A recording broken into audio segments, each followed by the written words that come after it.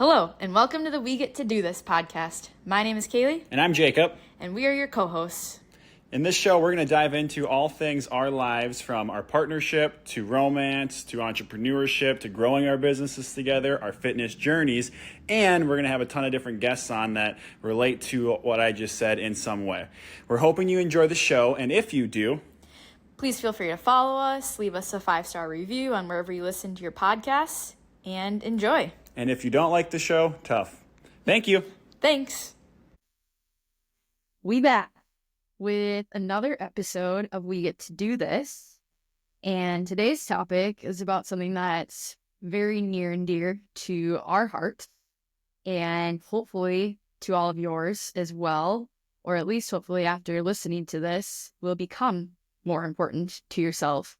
Because that topic is about strength training and incorporating weights and strength into your life, specifically as a runner, but this also applies to, in my opinion, all humans should be incorporating strength because we start losing bone density and mass after the age of 30. So I'm already losing right now, which is pretty sad. But that's why it's important to incorporate the things that Coach Jacob here is going to talk about with us today.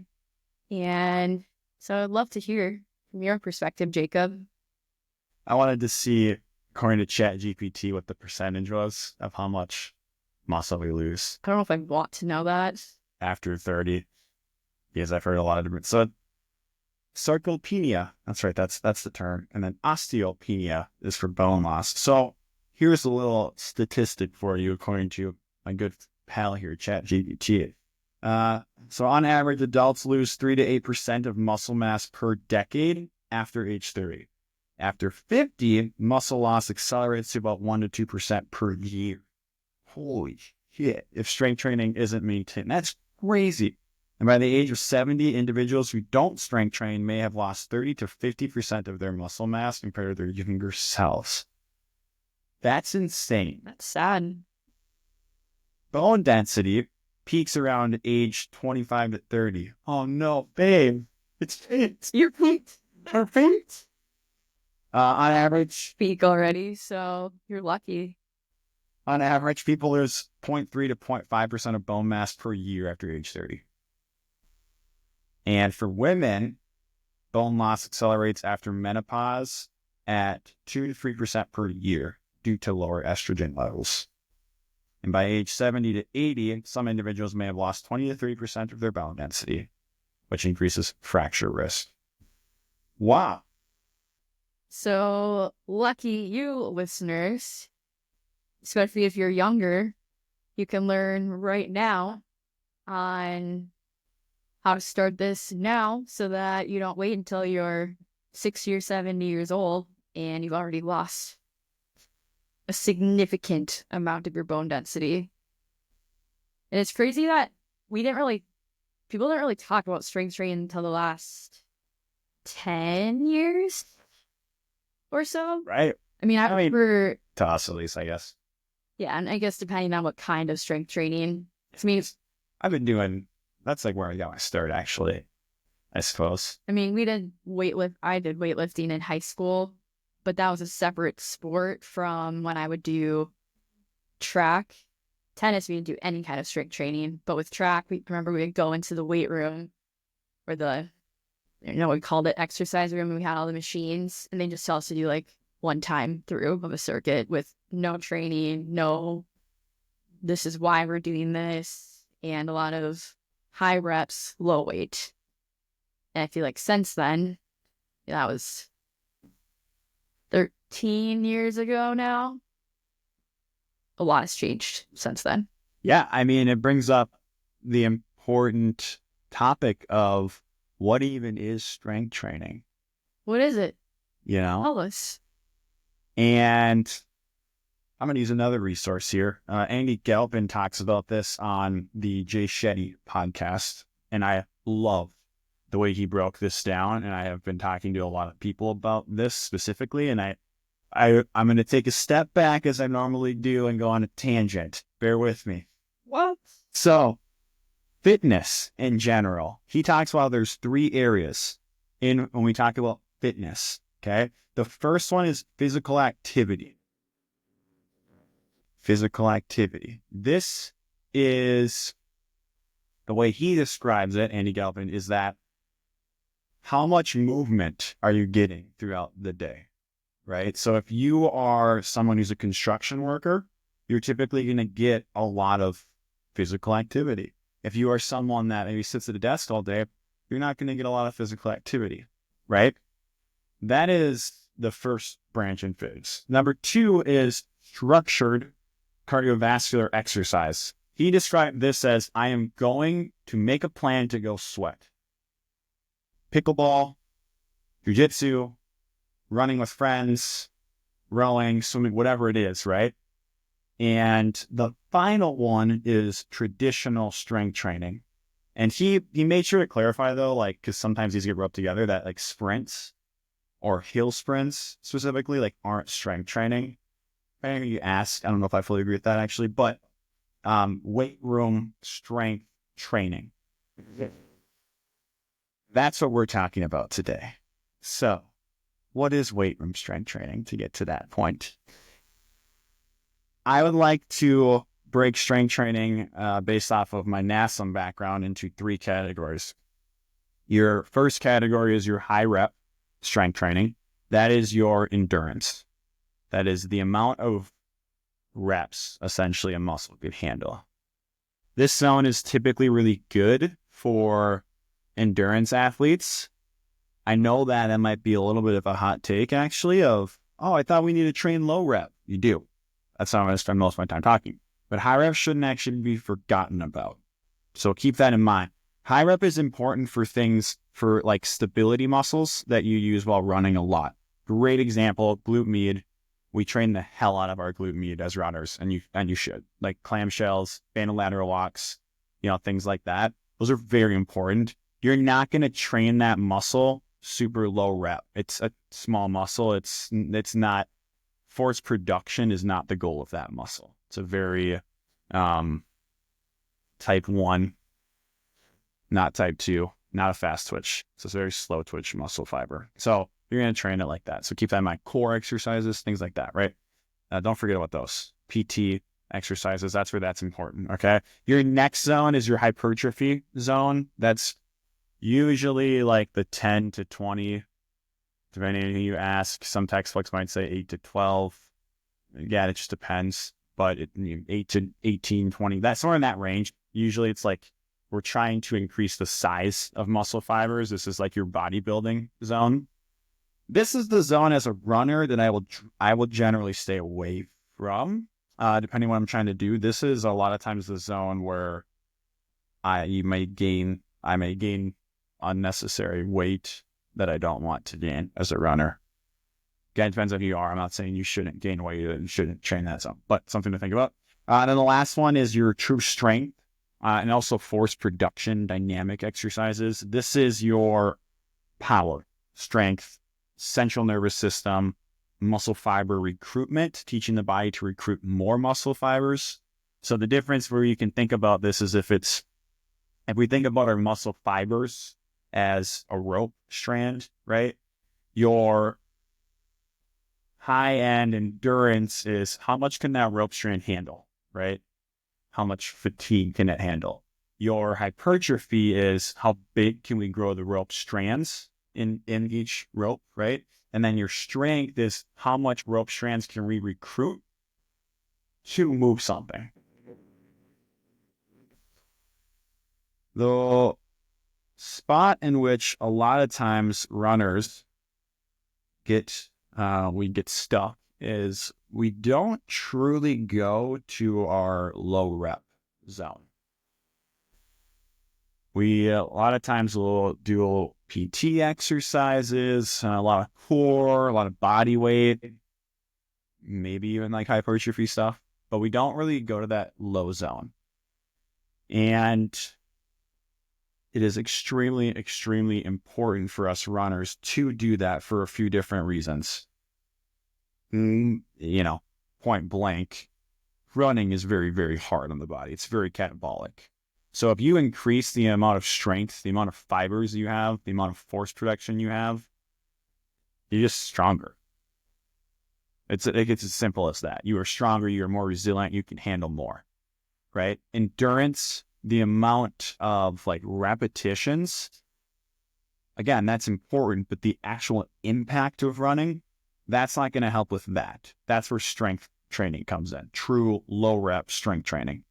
That's going to help with Prone to injury. Is going to help with the impact. And less breakdown. Right. Both are important for injury prevention, but this one is going to be more in terms of your ability to handle impact force, right? So when you're running, think about it this way. If you can recruit more muscle fibers when you're running, you can get off the ground quicker. Your ground contact time will go down per each stride. If your ground contact time goes down per each stride, you spend less time on the ground, less force through the body, right?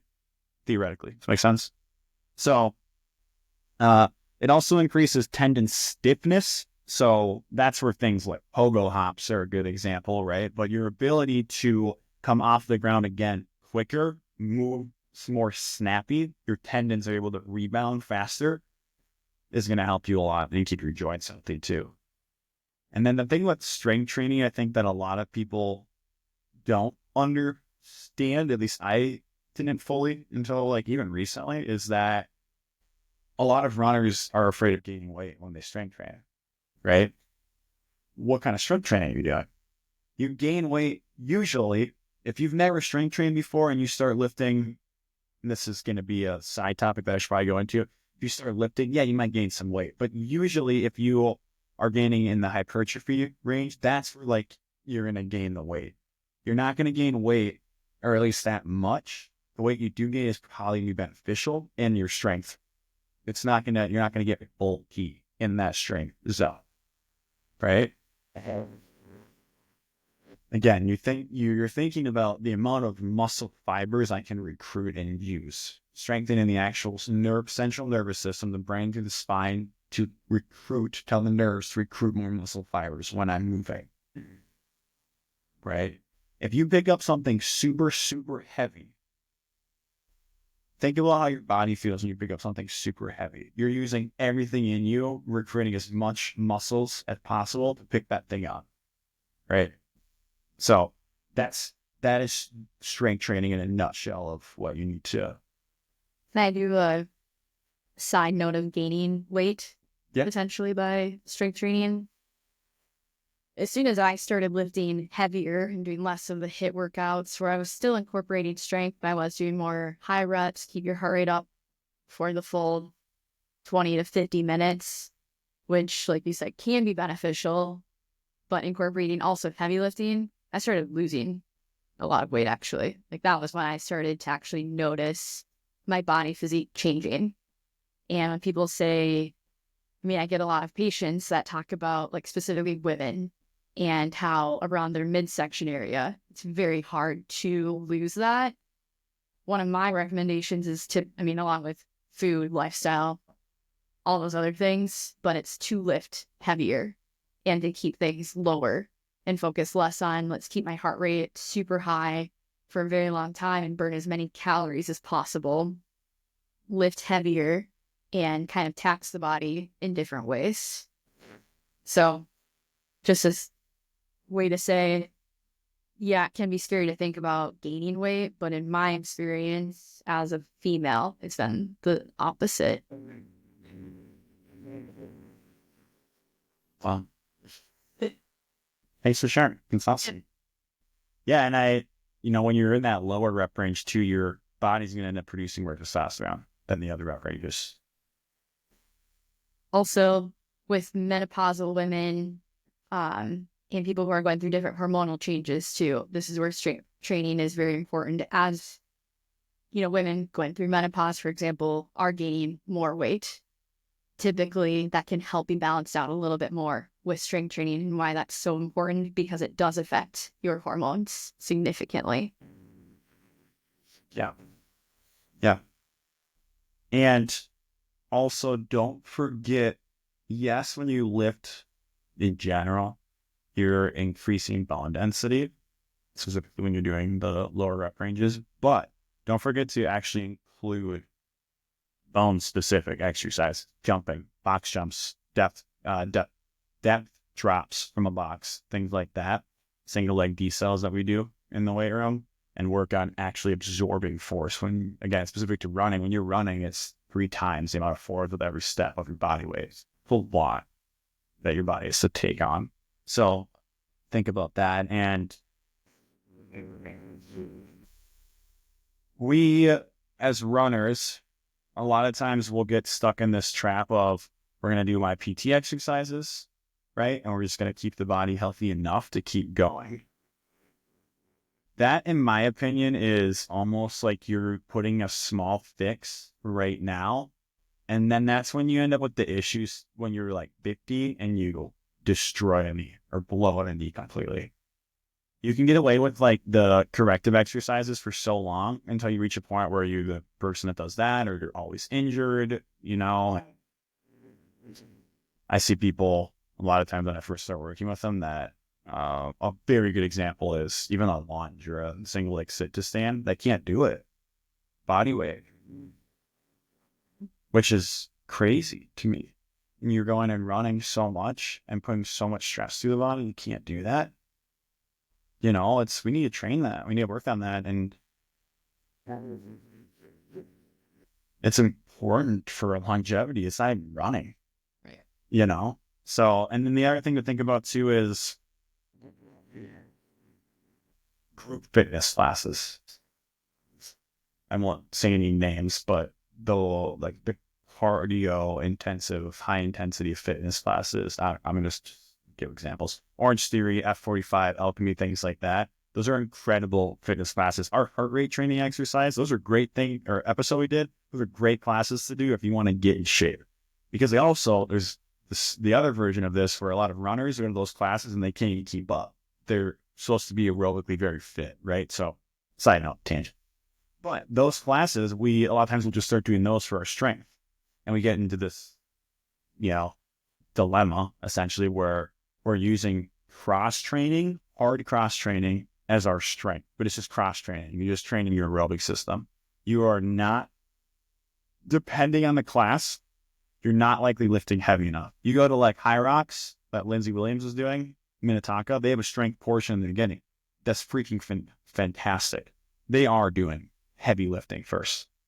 That's what you need. But if you do like the classes, and that's what they're designed for, right? I'm not trying to badmouth them or say don't ever do them. It's more of a, make sure you're also lifting heavy. Make sure you're lifting heavy and working on your strength. Don't just train your type 1 muscle fibers.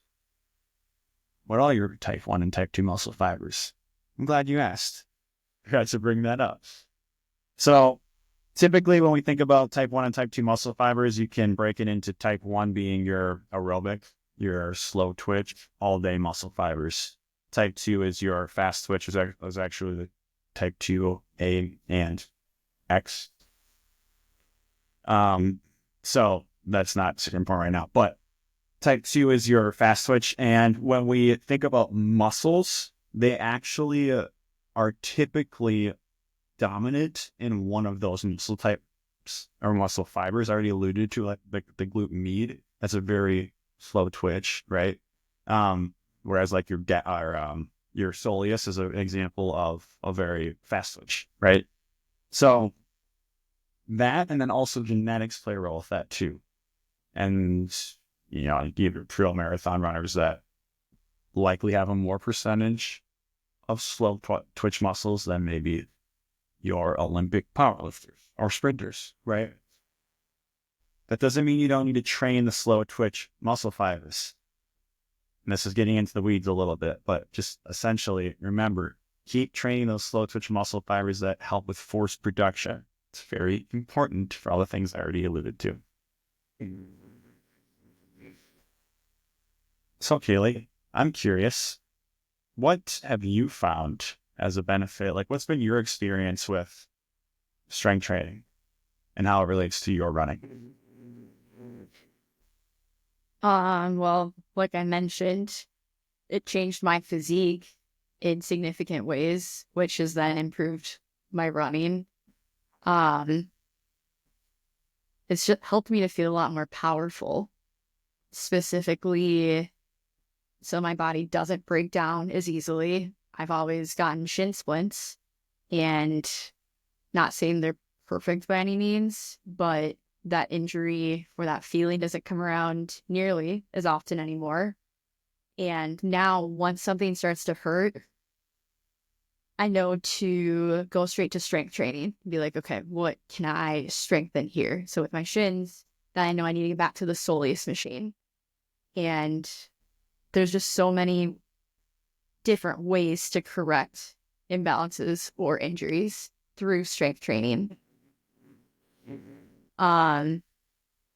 Being more of an ultra runner and doing lots of hills and trail runs, I feel so much more powerful plowing up a hill or going down and activating my glutes and my hamstrings or quads in different ways.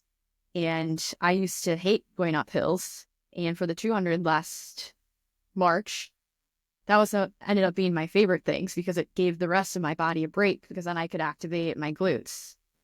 And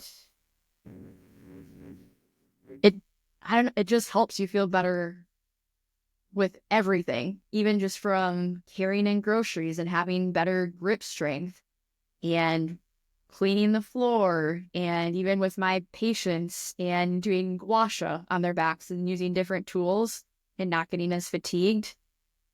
It helps us so much more than just running too. And from a Chinese medicine standpoint, bones are directly correlated to the kidneys, and kidneys are based off of longevity. At the beginning, you're born with a certain amount of what we call kidney essence in Chinese medicine. And as you get older, you start to lose that kidney essence based on stress in your life, not getting enough sleep, poor diet.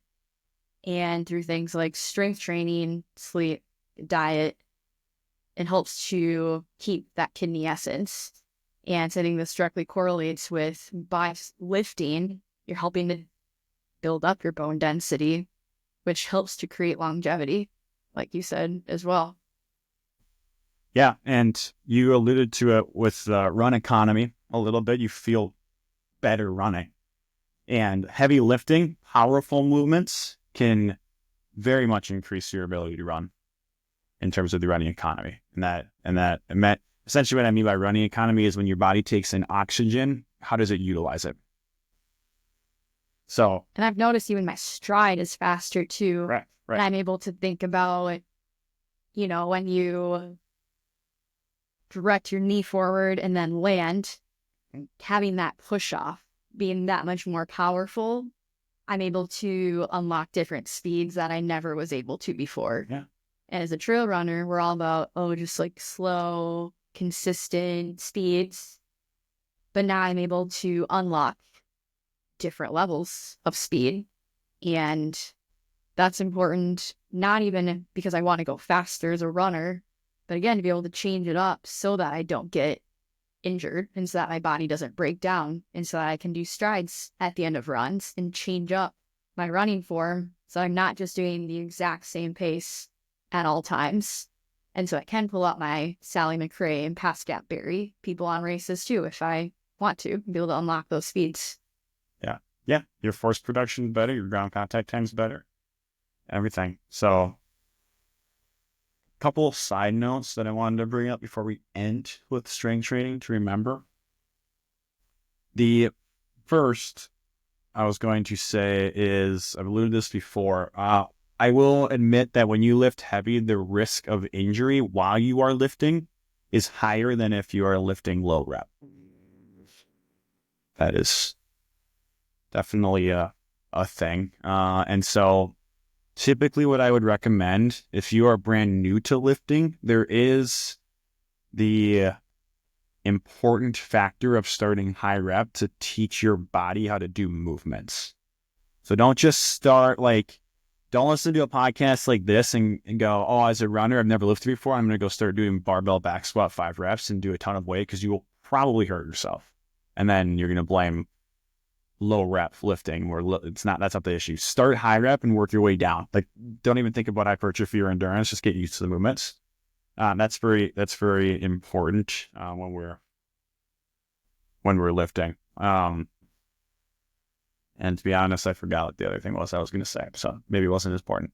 But Well, and if you're doing classes and you do have high reps, on another note, don't be afraid to ask that instructor who's there, because even if you are in a group class, and yes, group classes are usually not geared towards the individual person. That's why they're lower cost. That's why there's a lot of people there.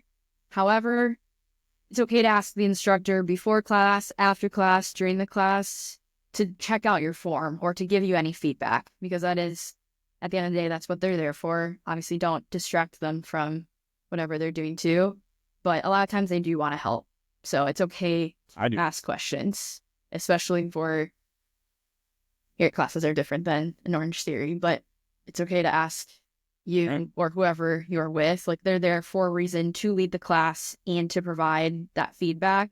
And even if you pick up one small thing that can make a huge impact in how you're doing that lift, and so that it protects you for, if you're doing a deadlift or a kettlebell swing and you come out and your back is hurting, it doesn't mean that deadlifting is bad for you or that's why your back is hurting. It's okay to ask for form, because if you're doing it correctly, the whole goal is that you don't hurt and that you don't injure yourself. So please just don't ever be afraid to ask questions. Yeah, and master the fundamentals again too. Like, this is a kind of a specific topic. Like, if you're not ready for high rep, if you don't have a squat pattern mastered yet, don't do high rep squats again. But I do remember what I was going to say. How does low rep lifting feel? I think that's important too. Because if you're just doing, the low rep ranges, but you're not getting the true effect, you're essentially kind of wasting time a little bit, right? You're getting into maybe the hypertrophy range, but you're not actually doing enough for it to do much in the hypertrophy range, right? So low rep lifting is unique because I like to think about it as when you get done with the lift, you should actually feel pretty energized. Whereas when you get done with other types of lifts, you're usually burning, you need a break, right? High rep or low rep training, you get done lifting and you go, maybe your heart rate's super elevated, but you're like jacked feeling, right? You're wired. If you ever done a smelling salt, I compare it to that of you're ready to go. Later in the day, not too much later, it's too long, and then your body starts to recover. But if you run immediately after a low rep session, you should actually feel very, very poppy. Your body should feel ready to pounce, essentially. And then in the reps themselves, I always tell people, if you're doing 3, 4, 5 reps, which I don't even know if we talked about the rep ranges specifically, but if we didn't, it's usually 6 or less. So I apologize. But if you're in that low rep range, rep 1 should feel very hard right off the bat.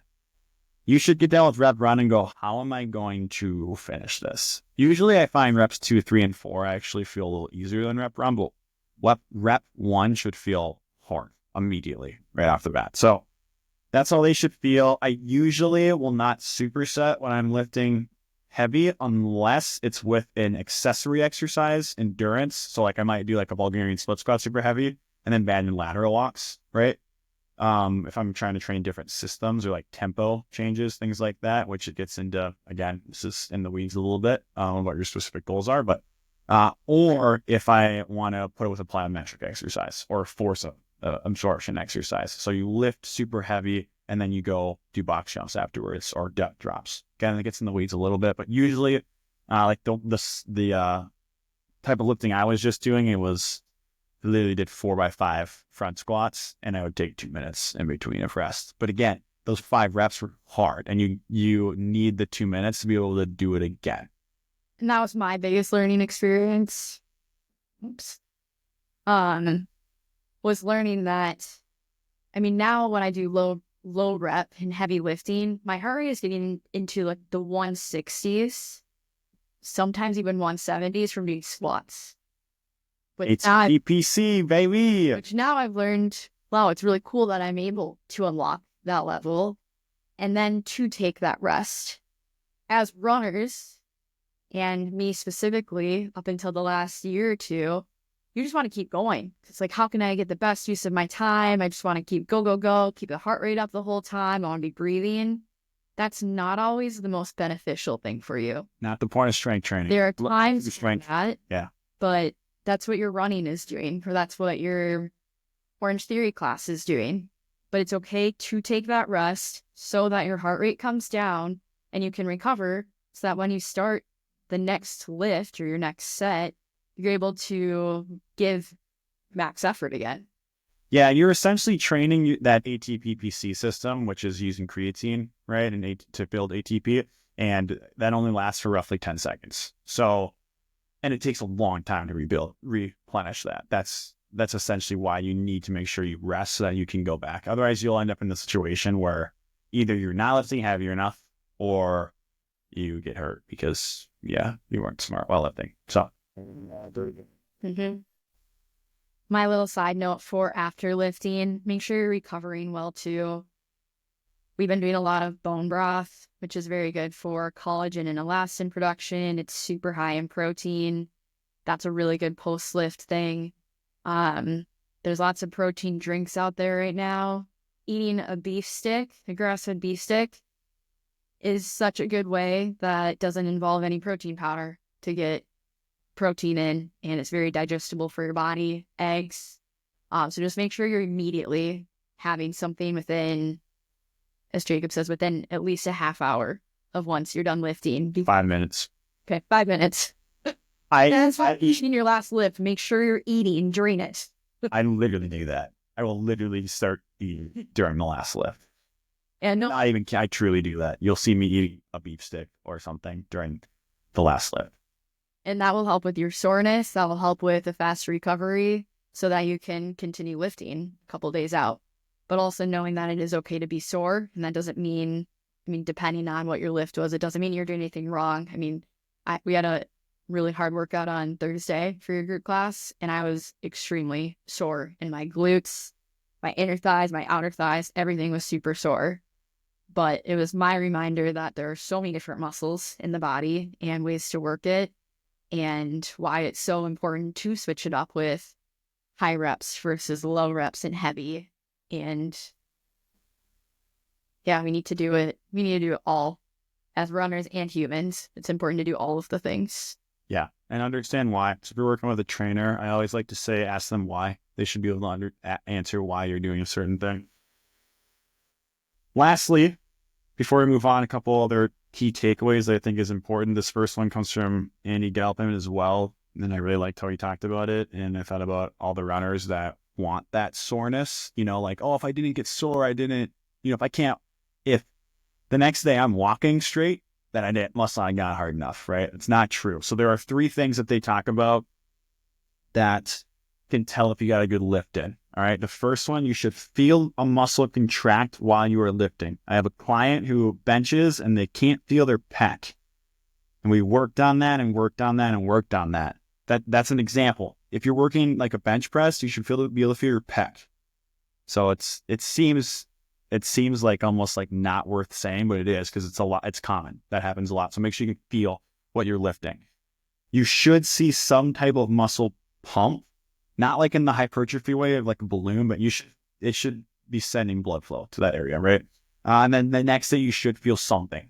You're a little tight, a little sore, a little achy, right? But he described it as like 1 to 5 out of 10. It shouldn't be like you're walking around like super uncomfortable. That usually if you do that, that means you went too hard, usually. Or it means that you did something that your body wasn't quite prepared for. Or it means you just came back from a vacation and you lifted for the first, right? Like you should be able to still run. It shouldn't be like, we've all had that where you literally can't walk, right? That's not good, right? So, and then aim for roughly 1 gram protein per body weight. And 1 gram per 1 pound. For each protein. Yeah. If you're an endurance athlete and you're doing a lot of running and lifting and whatnot. So, or 2.2 per kilograms. Trying to go the kilogram method, which is That's going to be higher than anything Google tells you, but that's what I recommend. What's your we get to do this moment? Well, as we're talking about this strength training, I'm thinking about my current chin-up, pull-up journey that I've been working on. And I've been practicing probably a minimum of at least 3 days a week, if not 4 days a week. And it's a slow journey. You're crushing it. But I am improving. And hopefully by the time this comes out, I will be even better. I will be better than where I am right now. And it's being consistent. And all of the lifting that we're doing is helping with it. I mean, I'm not just doing chin-ups every day and expecting things to just improve. It's incorporating all the other things we've been talking about. But it makes me feel very good. And talk about full body, core, lats, delts, everything is activated. And it's just a fun way to check out my journey. Yeah, I know chin-ups suck, but when you talk about a nice full dominant exercise, you can't really get a better exercise than that. Like, they're disgusting. They're brutal. And you feel like my abs have gotten sore from chin-ups. Yeah. You know? What's your week to do this? Mine is that I'm healthy. Knock on wood. Knock on wood, yeah. But I feel good in my body right now. I'm really happy with where things are at. Mentally, physically, I feel awesome. And I'm just really liking, things are good. Things are great. So that's fine. We get to do this. We get to do this. Strength training. If you want an episode more on the why and how to incorporate things like that, I did one on Grandma's podcast. You can go listen to that, or you can find a blog on my website at oakendurance.com/blog as well. This wasn't as much about that. So, and if you're interested, if you are somebody who really likes classes, I love classes. The good news is that we have 2 class options per week if you live in the Twin Cities area. North Loop, Jacob's classes are specific to runners. So it's a lot of the single leg movements. We incorporate low reps, high weights, and a lot of more of the aerobic things too. So program design. That's what I've been using for my training. And so far, it's making me crush all of my goals. Yeah, people that have been consistent on the Tuesday, Thursdays on those, it's been really cool. Yeah. To see. And it's a great community of runners too. So I highly recommend, shameless plug. Yeah, we do have food, coffee. So come join us. It's fun. And we have all levels that come to those classes as well. It's a really fun environment. Thanks for listening, everyone. Thanks for listening. We get to do this. Peace out. Bye. Wow, Kaylee, we made it through another episode. What do you think? We would love if you would go give us a follow, a 5-star review, and comment on the episode and what you liked and what you'd like to see more of. See you next time. We get to do this.